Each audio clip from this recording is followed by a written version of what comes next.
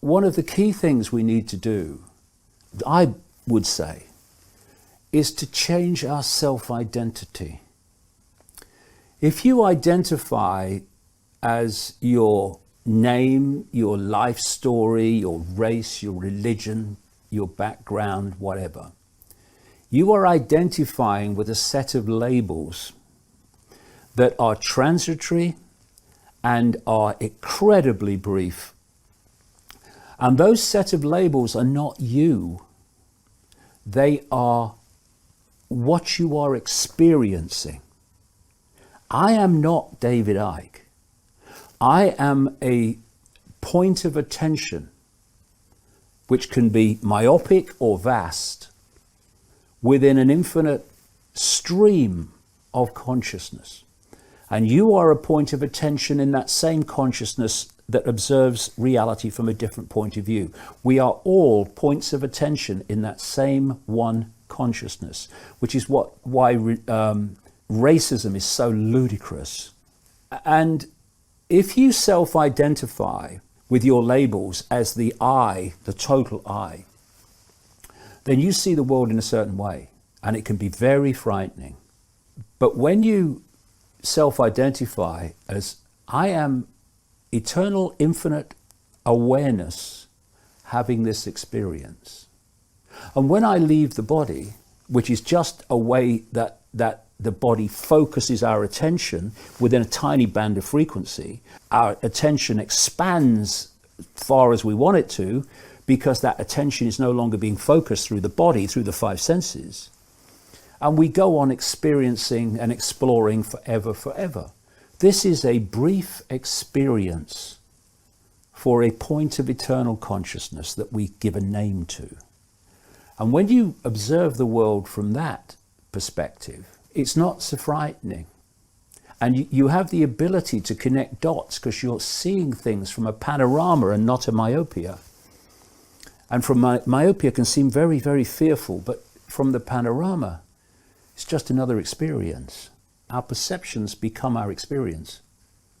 And if you fall into fear of something, everything that everything in this reality, everything, even the coronavirus, is a frequency. Every thought is a frequency. Fear is a frequency. It's a different frequency to love. It's a different frequency to joy. But our perceptions are also frequencies.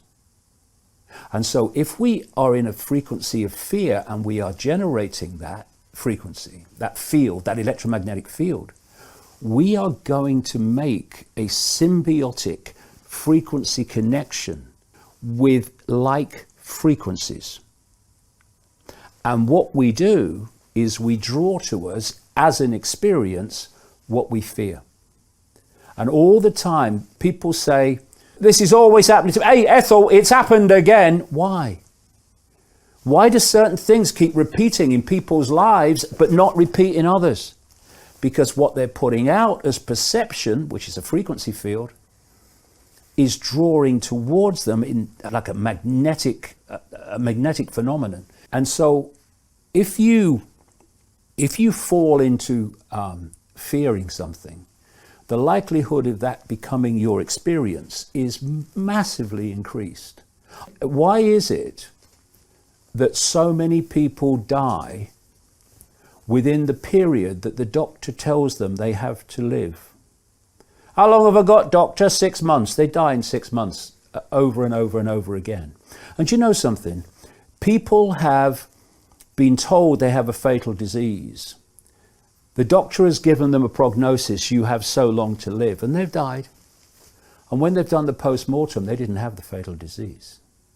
Because the mind is all powerful. It's constantly creating our reality. Its perceptions are constantly becoming our experience. And so I decided that if my reality was being controlled by my perceptions, then my perception is this arthritis is not going to trouble me anymore. And it's not going to progress. And that's exactly what's happened. No drugs, no doctor. That's exactly what's happened.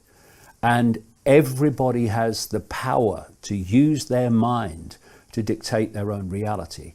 Why is it that this cult, this system, is so desperate to control human perception? Because it knows human perception becomes human experience. And if we fall into states of fear, we are going to manifest fear, reasons to fear all around us. But if we take our minds back, we take our consciousness back, we can create a different reality.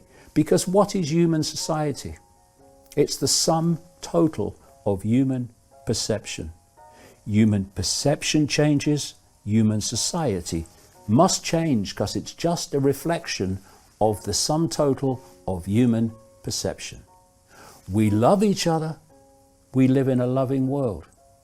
We hate each other, we live in a world of hate. We fear, we live in a world of fear. We are in control. They've just persuaded us we're not.